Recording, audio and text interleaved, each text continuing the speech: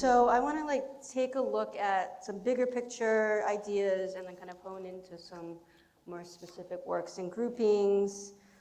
These stories that you're telling through your work are so important, you know, often untold. Of course, the work that you are doing and advocating and a lot of others are doing, it's being seen, but it often, you know, you refer to it as the hidden carceral system. And so I know at the solo presentation of your work at Clubhouse, at the Armory Show, you had featured the Central Park Five, right? So they were wrongly convicted, served time, you know, 5 to 13 years, and then eventually exonerated. But here, you're featuring portraits, including a self-portrait, from a program that you started with Jesse called the Right of Return Fellowship. So I'm wondering if you can talk a little bit more about who's featured in these portraits and these fellows. I mean, we see their gaze here through the sliver, through the portal, the door, but it'd be great to hear more about everyone pictured here. Well, yeah, I think that'd probably be like a good starting point of me selecting some Right of Return fellows, because I bought the work here and I still had some finishing touches to put on the work. And I was first thinking to put like celebrities that went through the prison system at first, and then last minute I was like, nah, I think I want to highlight Right of Return fellows, because a lot of these gentlemen went through the prison system but then went on to be great artists and things of that nature in different disciplines. Like we had Mitchell Jackson, he's a writer and very successful. He also does modeling. He has like a long like resume of like positive things that came from his writing career, Guggenheim recipient and things of that nature. So I was like, nah, I think I should like highlight them. I'm talking last minute, like we're like installing the show. I'm like, no, I'm going to change the portraits and make it Right of Return fellows. Victor, he's from Mexico. He does murals, and he does like large scale murals. And I work with Mural Arts of Philadelphia and was doing murals for like 10 years. And usually it takes like a team of us and a number of months to do murals on buildings. But Victor will paint a giant, humongous mural of like realistic portraits and things like that, and like of scale, and they'd be like perfectly aligned and things like that, and perspective and things on his own in like 7 days by himself. So he's like amazing. And does other kind of artworks right now, and he's having like a lot of success with his career. So I thought it was good to highlight him. Then I had myself, and I had the idea to take the American flag and put it upside down, because when we was in prison, we would take the American flag stamps and put them upside down on the letter when we would send a letter out, because it symbolizes being in distress. And my whole life I was in distress, and being in prison I'm in distress, and then there's like things happening that I feel like in this country we in distress right now. Everything is not as smooth as some people would like to think it is. So that's why I felt like I wanted to put that into the work with mine. Reginald Dwayne Betts, he did some time, and then I got him in 0078. The 00 before the numbers like symbolic of like mass incarceration. Like on average is like in like 2,000 or so inmates per prison. So that's why I'm like indicating that like that's mass incarceration. And then he did 8 years, so I have him in 1-7 for the 8 years that he did. So he served time in a prison called Red Onion, which is a very dangerous prison, like a very hectic prison. And he was able to get out of prison and went to Yale and became a lawyer and got a MacArthur Genius Award and things like that. So it's like guys like him that's like I look up to how like to go through such a rough prison experience, and to be able to like graduate from Yale. Yale Law School is not an easy thing. Agnes Gunn had gave me the opportunity to go to any school that I wanted to, and said she would pull strings to get me in.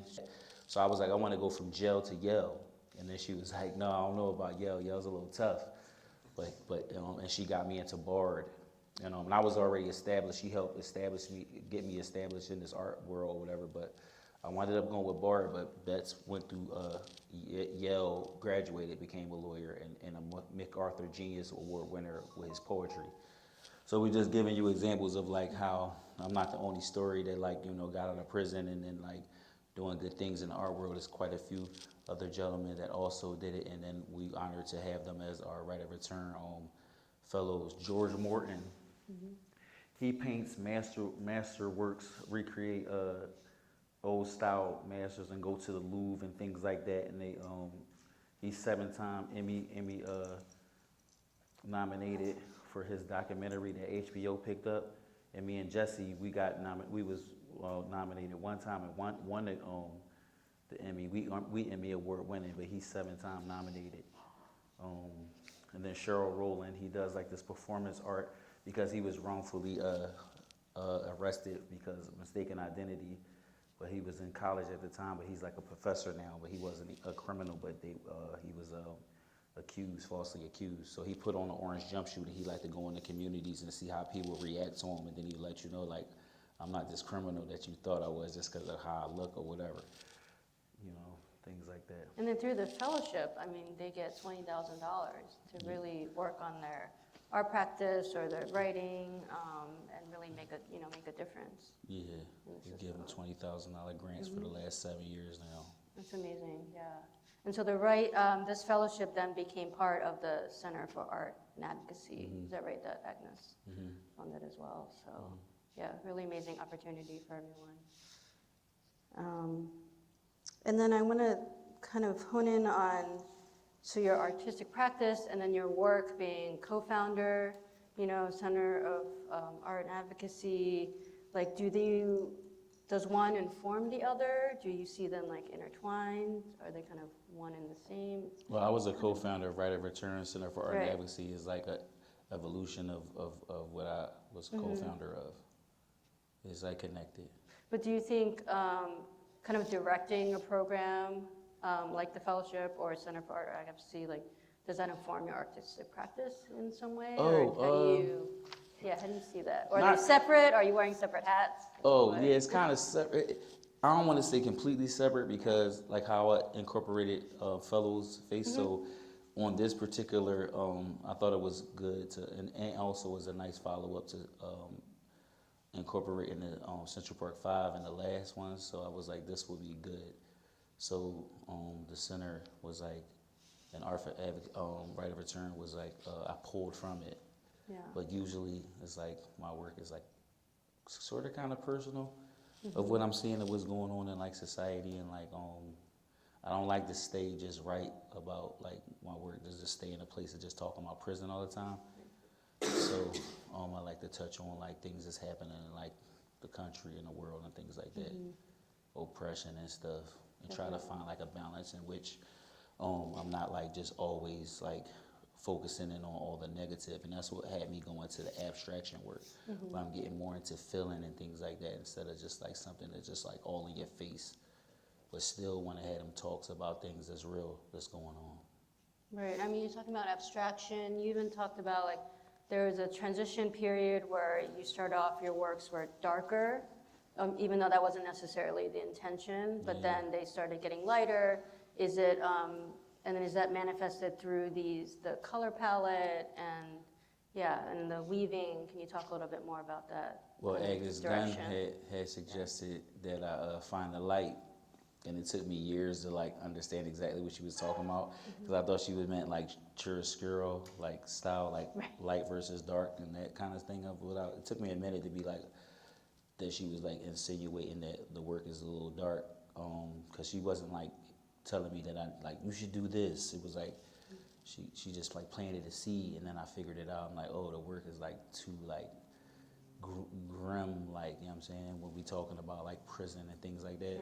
So I just tried to change my approach. So that's why you see the colors like those, that teal color is the prison door, the prison that I was in, that was the color, the teal. The blues, the browns, the oranges was the uniform what we would use. So I kind of mix it together and find like a way to like have it dance. It's kind of hard to explain like how I do it because there's no real system. You just got to kind of feel like how to do it, how to go about it. And all like they got similar colors, but they're all unique, just like how if we was in prison. We would have the same jumpsuit on, the same cells. Our cells look similar, but we're all individuals. Like, so that's what comes through the work. Yeah, there's definitely thinking about, everything that you've been through the system, but also joy. And you talked about like, you look and you find joy and hope, right? Because that's really important. Can you talk a little bit more about that? I know you had mentioned like during commissary that was you know, I was gonna mention element that of joy. Yeah. for the armory show, and I had incorporated like the commissary items. It's like highlighting when there's very few moments when you're in prison where you will have like a joyous moment, and then like community, we would like get together and like make food and things like that. You might have some ingredients I don't got, and we put it together and we having like a meal, and it'd be like some joy to it, like a thing y'all would take for granted, like a Snickers bar or something. Like sometimes you don't got that, and then I happen to have one, you know what I'm saying, and like, or I draw you a picture, I get some Snicker bars that I ain't have or whatever. Especially in my case, because I didn't have like family, I'm a foster kid, and didn't have nobody supporting me or never coming to visit me in the total of 12 years that I was in prison. So stuff like that was really appreciative. So we'd be like happy. When you get like a letter, you'd be happy. They call your name and somebody gave you a letter. And I ain't get letters. So like say if we was sellies and you reading your letter and telling me what's happening with your family, I would be like happy. So joy would come like from community and those moments. Yeah, definitely. And that really speaks to your drive, right? You said you didn't have family visiting you, but you knew that you were going to make it work. You had a business acumen. You were going to draw portraits and sell them. Can you talk a little bit more about that? And, you know, I'm also curious, you know, what advice do you have also for, other folks who are going through the system to really look for that hope and look for that joy and have that drive that you did, because look at everything that you've manifested, you know, to today and beyond. It's just very, very exciting and really honored to be here. Well, thank you for touching on that. But when I was inside, one day I had like an epiphany experience, if you will, where I like kind of had a realization of like how deep it was. I mean, you go to prison, you already know it's bad or whatever. You're going to be serving these years and that, things like that. But it was like a deeper like understanding that happened one day. And then I was like, well, I got to get up out of this system. I started to seeing like I was like trapped in there. And even though I wasn't serving life, like I was just seeing it like I'm kind of like trapped. Because like where you going when I get out? I got a 5 to 10, what I did a 7 on, and then a total of 12. But on that last day when I'm doing the 7, I started to think about like what I'm going to do when I get out. And I just started changing my thought process. And it was like me. It wasn't like nobody was telling me anything. And I was basically like realizing like, okay, like when I get out of prison, I go back to the hood in North Philadelphia, and it's like you dealing drugs on a corner. And that's just all we have. Like that's like, people probably don't understand how it works systematically, of like how you can't get jobs. There is no job opportunities. There's only drugs and crime and stuff, and it's been like that for a number of years. So if you're from that poverty, you're from that hood, that's all you have. So it's like, and then if you go through the prison system, then they make it so you can't get any jobs because you're a felon. And then you violate with the blues you see in there. You'll come and you'll violate parole because, like, if I'm just in the presence of another person that went through the prison system, that's a violation. So the parole officer can violate you from anything. So anyway, I'm thinking about that kind of stuff of like, this is a crazy. I started to like dig the system. I'm like, yo, it's like a crazy system. That's like, it's like a trap. Like I'm trapped in here, and I'm like, oh, I gotta find a way how to get out. So I started thinking like, okay, I'll be an artist. I always was in the art, so I was like, I'll be a tattoo artist. So then I taught myself how to read and write, and I went to the library to get books on things or art and stuff like that, and it was crazy. It was this celly I had. He was a white dude. His name was Frank Rutledge. I'll never forget his name. He was like the E on the end of a word, make the vowel emphasize and say his name like cake.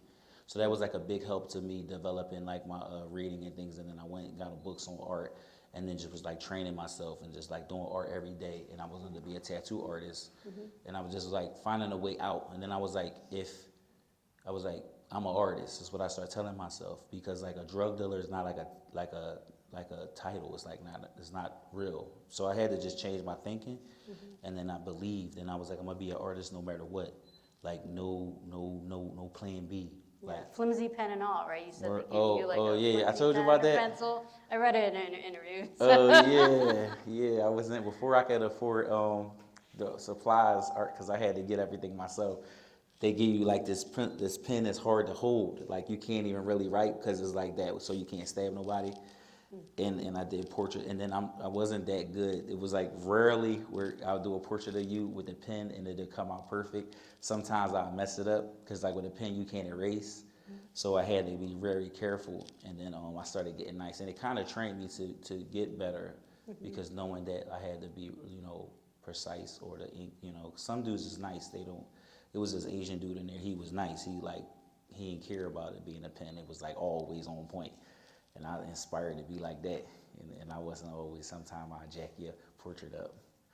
Is that from that point? Did you then transition to pastels, which you still use today? Pastel was like the first thing that I got. That was a pencil. I was on the pen because they gave that to you in indigent kit, or how you pronounce it, and then I got like a pencil. And then moved on to pastel. And then a lot of guys inside, they didn't like the pastel because they kind of hard to, and all these portraits is done in pastel, the same pastels from prison, and what you're supposed to leave that stuff, everything. You leave everything to somebody, be like, oh, you can have this or that of mine because I'm going out. But I kept my pastels because they were so important to me inside, and then also coming out. I'm like, instead of trying to like buy supplies, I'll use these until my situation get better. And then I wound up getting other supplies and stuff, but I kept those, and I did the portraits with the pastels because that's what kept me alive on the inside, like getting commissary and stuff like that. It's like how I did establishing my business from nothing to $40 a portrait was like big. That's chump change, yo. That was big. I was like doing well for no visits and stuff like that, and it was pretty consistent with customers and things, and that was also a thing that helped me to realize of like I can make it out in the world. If I can make it in a place like this with this art, I can do it outside. Right. I mean, you were also supporting, your friends buying the leather bags, right, from them. And that's when I got out, though. That was after you got out. Okay. Yeah. So I bought some of his bag. I was some guy that was in prison that Jesse was in. He would make leather bags. He was in a federal prison where they allow you to do more than the prison that I was in. Prison is different states, different.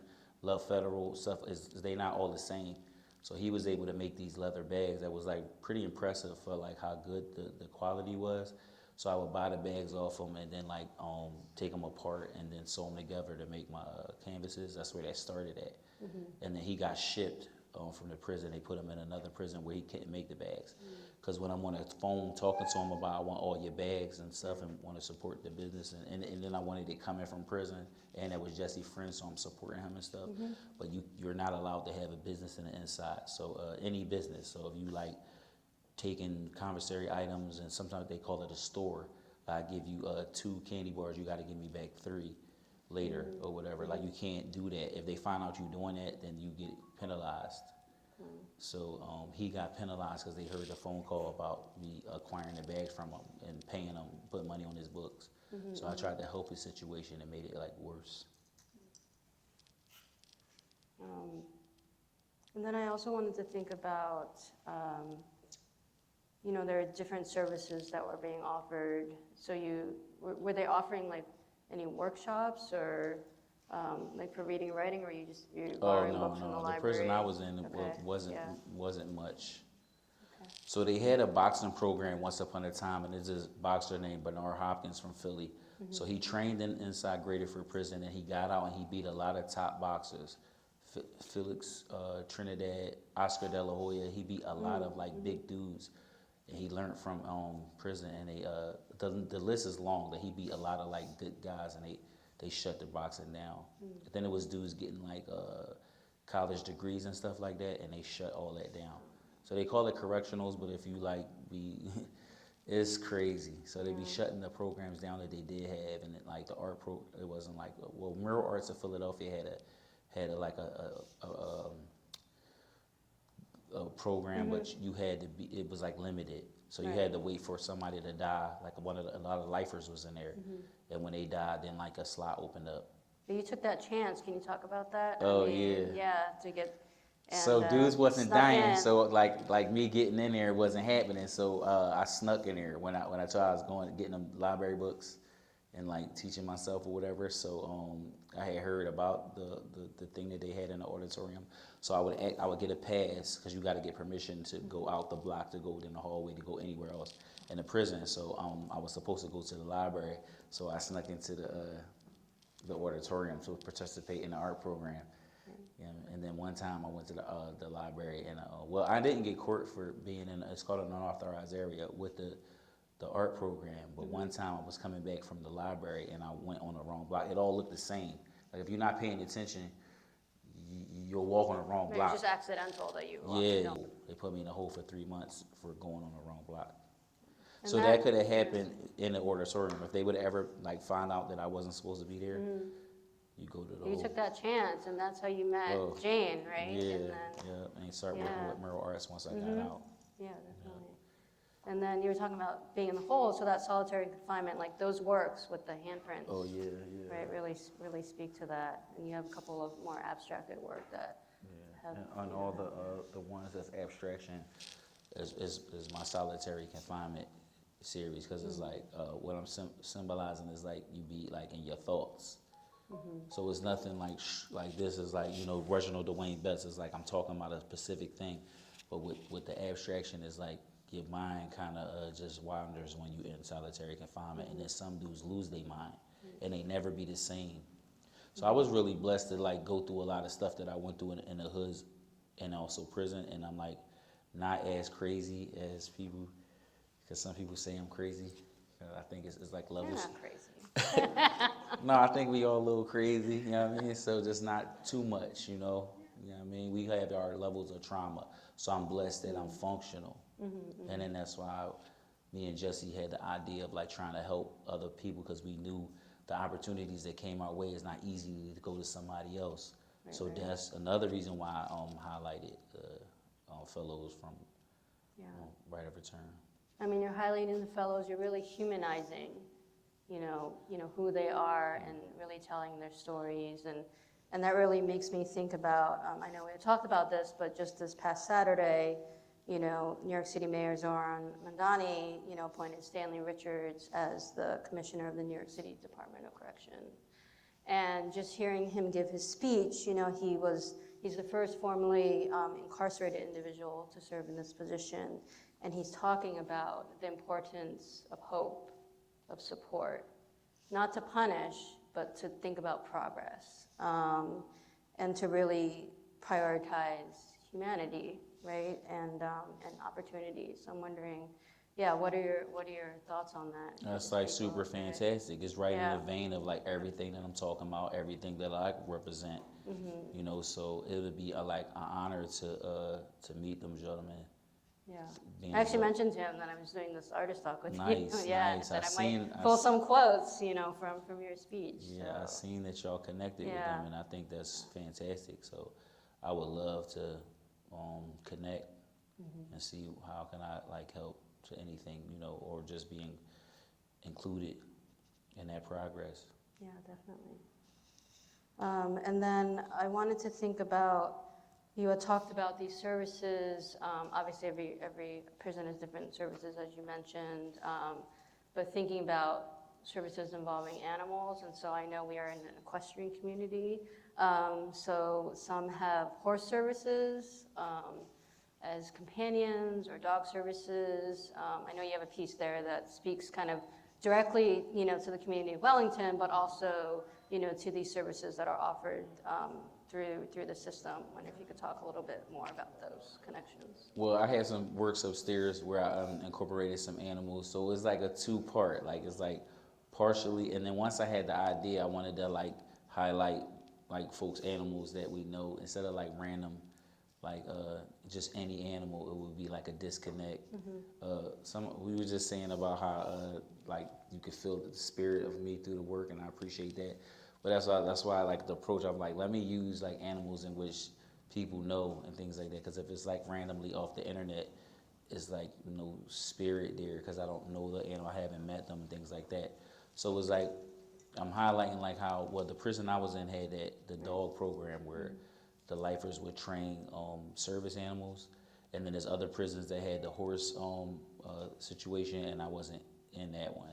So my experience with horses was. I'm from Philadelphia, Pennsylvania, and I got transported to Virginia because a private prison, Green Rock, was developed without the bodies. They didn't have the criminals to put in it, but like prison system is multi-billion-dollar business. So and then PA had crowdedness, and then I have no family and all that, foster kid and all that, so I had nobody like fighting money for like a lawyer to keep me from being transported, because I didn't commit any crimes in Virginia, so I didn't have to go there. And they converted the horse trailers and transported us in a horse trailers. So like that was my experience with like horse. I mean, and then it's like when Agnes was like find the light, then I come here to Wellington and I'm seeing like horses in a different way. And then for Clubhouse Gallery to like come save me, because I was in a bad situation in New York. You know what I mean? One minute, you celebrated, one minute you've forgotten about, you're thrown away. You're nothing. Once again. Again, it happened twice. It happened in prison. They throw you away. You're nothing. And then like people be interested in one minute, and the next minute they're not.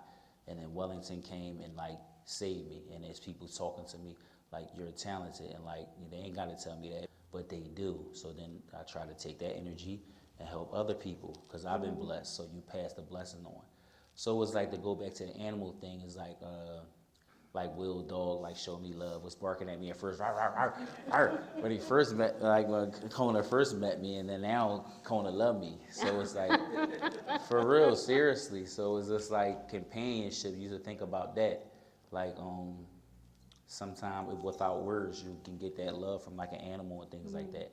So that just all goes into when Agnes was like, find a light. So I was just open to like, yeah, I'll put some animals in there. Then it also changed up the work, where I'm not just hitting y'all with like prison cells all the time. I'm gonna keep this series going, because there's millions of people in the prison system. So I'm gonna make $1 million while I'm gonna have gray hair. These gonna be gray. Word, I'm gonna still be making them, but I'm gonna make other stuff too. So that's like just like letting people know that it won't be just in one little box. I'm gonna keep making different stuff. Yeah. And especially with the Bronx, y'all let me in. As soon as y'all be like, we want you to do a thing, recently acquired Russell's work. I'm gonna go ham. So I'm waiting. So thrilled. Yeah. Let me know. Will do. Word. I gotta ask you, do you ride now? Yeah. They kept telling me, no, don't do it. Then somebody let me get on a horse. So yeah, it was smooth though. They won't let me do nothing crazy. They care about me. They like care. Like, no, you gonna get killed out there. It's not a game. Huh? Yeah. All right. Yeah. Because I insisted I need to jump. Yeah. We was talking about dressage too, but I've been advised probably not to do it. And I'm respecting what they telling me, because they know what they talking about. And I am anxious and want to get on them, and just like, because it's like from where I'm from, like we're not never getting on like you don't even see no, and then the jumping, we be eating dinner, and it's like they just jumping in the background. All crazy, every day, all day. So I'm like, I need to jump. And they like, no, it's not sweet. So I gotta respect it. And then they care, don't want me to get hurt. And people really appreciate my work. And like, if you break your arm, then what? And I'm like, yeah, that would be really bad. I don't even got insurance. So yeah. Watching out for each other, right? Word, no, they show me love here. I really love all y'all. That come, like, you could be anywhere, but you came here, and I'm really appreciative. So you're just gonna have to stay down here longer. You said you want to stay a whole month? Of course, that's the plan. I already had it planned. I'm here for a month or so, because it's like super duper cold in New York. When I put these works together, like I don't really have anything that I need to be there for. So I decided to like create while I'm here. Instead of just like having like a super vacation, I can still produce while I'm here. So the plan. We ordered the stuff. We ordered like my stuff. So nice. This will turn into the studio. It's fun. It's like a residency program. Yeah. We was talking about that, because that's what I was doing, to like put the portraits in. I did them all in one night. Stayed up all night and like did little stuff that needed to be done. And I felt like I could have did more, but it was showtime. So I gotta ask, what was there before? Oh, some of them was blank, and then a few of them was they was like sketches of going to be like celebrities that, like Robert Downey Jr. Like Iron Man is my favorite like superhero, and like that he went to prison, and like he's like one of the biggest actors ever, is like dope to me. And so I was, stuff like that, and I thought that would be like nice for y'all, like easier for y'all to like for Wellington. I didn't want to like have the work be too heavy. But then I thought about it. I'm like, no, we can highlight Right of Return fellows, because like all of the gentlemen who I selected, they went on to do great things. So I think it's even a better choice to highlight them. Yeah. How many fellows have gone through the program? I'm not really sure, but it's been a few. It's been about 7 years. And it's 6 or 7 per year. So I'm not exactly sure the number. And then the Met gave some funding to where as though we was two additional fellows. So I'm not really sure on the number, but it's been for a number of years. Yeah, it's an amazing opportunity. Yeah. Yeah. And I'm wondering if you're thinking about process, if you can talk about, you've kind of moved in a little bit of a new direction with the weavings, right? Since your presentation at the Armory Show, you've kind of separated. It makes me think a little bit more about like fragmentation, but you've also incorporated, different types of leather and imagery in the weavings. Can you talk a little bit more about? Because when I saw it in the studio, it was still kind of piecemeal, right? Oh yeah, you came. It was rough. Like things wasn't even like that. Pushed further like that. Things wasn't nowhere. I was in my head like the thoughts, and I'm like, this is what this is gonna be, and you had to like trust me because I ain't had much to show you, but I did have the strips out before I had them like weaved together. But the weaving come from a practice in which we would do inside the prison to take like the empty chip bags and empty candy bar bags and things like that and weave them together to make picture frames. So it was like you have like the picture frame thing going on here with the food slot, in which they would feed you when you locked in your cell. They the food slot is only open when they feeding you, then it's locked. And I also got covers that's optional. You could cover them up because. Is that what you did in that painting? Oh yeah, there, yeah. the cover? Let's give you an example because it's usually closed. And then it's like you can have the option to keep it like more of an abstract type. If you don't want to be reminded that it's like people behind like the cell and things like that. But yeah, that's where like the weaving came from. And then each like square is like symbolic of like mass incarceration, like an individual. And then also with like how they have us like crammed in. And then Ai Weiwei had the seed. So that was also inspirational. I was thinking of that and trying to do it in my own way. So like the weaving, and then that's when you start seeing the cells. That's like all weaving because I'm touching on kind of the mass, right, coming together, like you're saying, like mass incarceration. Like because Ai Weiwei when he made all those ceramic seeds, symbolic of the people of China. Like it's just crazy, like how many he did, right? And like something like that. Yeah. And he did it like great. That was like a masterful idea.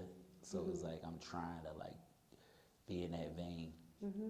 You had also mentioned you're inspired by Jack Whitten's work. So Jack Whitten, he asked me today, he said, who, out of nowhere we did lunch, he talking about who you mess with. I'm like, Jack Whitten, you know what I'm saying? Jack Whitten, the greatest. He had a MoMA show. It's the greatest art I've seen. It's the greatest, in my opinion, the best artist ever. Because it was like his work made me like, because I'm not big, abstract is kind of new to me. I was doing a lot of portraits and figurative kind of stuff. And just to see how, and then I had to like research them deeper because I wasn't even going in there with knowledge of him, extensively. Just the feeling, just seeing what he does, you know what I'm saying? I'm like, oh, and it would have me like woozy, like it did something to me spiritually. So I'm like, oh, this dude. Then he taught me from the beyond that like this work is that important that it'll affect people when I'm dead because he did it to me. And it was like, and I was like, oh, this is powerful like that. I could feel his presence powerfully, like he next level, whole nother level. Yeah, that was an amazing show for sure. Yeah. Fantastic. Yeah. The pyramid. Oh my gosh, yeah. And he did that while 9/11 was happening. And then my studio is in the World Trade Center. My view outside the window is where the towers fell. That's alignment from God. Definitely. Yeah. And then I want to talk about the title of the show, Redemption. If you can elaborate. Because they always doubted me. I used to be telling people when I was in prison, once I had an epiphany and I said I was going to be an artist, I said I would be a famous artist. That's what I told people. You used to Google me, it'd be other people's faces and not my face. Now you Google me, it's me. I told them. So for proof, on the African American Museum of Philadelphia, I call it prophesized because I prophesized it. I manifested it like you said. Not cocky, we not talking cocky. We talking about with no support, no mama, no girlfriend when you get out, nowhere to stay when you get out. I had to work all these different jobs and all this old stuff, but then like do my art as primary thing and just work my way up. And I made it happen. 4 major museums, Emmy Award winning, all this stuff that people said it wouldn't happen. So it's redemption, you know what I'm saying? And then it never stops. It's never like being content. It's always got to keep doing, got to get in more museums, you know what I'm saying? Got to like keep going, got to keep doing a good show that people can connect with, you know what I'm saying? And it'll be beyond me to prove that you can come from this situation, you can come from the hood, you could be a black man in America and you can triumph.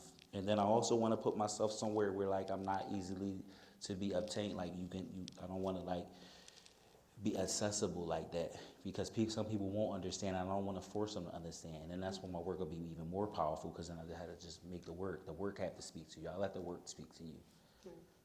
And that's why I went abstraction because then it's like a deeper feeling in there. Take some time with it, explore it, you know what I'm saying? Don't worry about me, close your eyes to me then and just look at the work and then think about what I try to convey and it'll give you even more because it be speaking to me. I be thinking I be like doing something and then it be like, it's done, I hear it, it's done. That piece that Beth DeWitty got, I was doing something else and then I got driven, like it's kind of weird, that's why I said a little crazy. I got, make a cell. Why? The 13th cell. 13th Amendment. Slavery is abolished unless you commit a crime. All of it came to my head and I stopped what I was doing and I put that together. Met Beth DeWitty coming out of a restaurant. That's how you met her? Crazy. Wow. Crazy. Somebody was like, he's an artist. He like, hey, how you doing? Now let me see your work. I showed her that's 13th cell and she bought it. True story. I want that. True story. Oh. That's how it happened. You manifested it, see? I don't even know. I ain't manifest that. It was just crazy. That was something beyond myself, and I was just in part of it. I was right place at the right time. Yeah. But I think it's all connected. And I would think about, you mentioned 13 cells, so thinking about all these numbers, right, that we're looking at. You were saying in prison that you're given a number, you're kind of like animals, right, or cattle, like being murdered, like you're not called by name, you're given a number, so. Similar to Yeah. like cattle.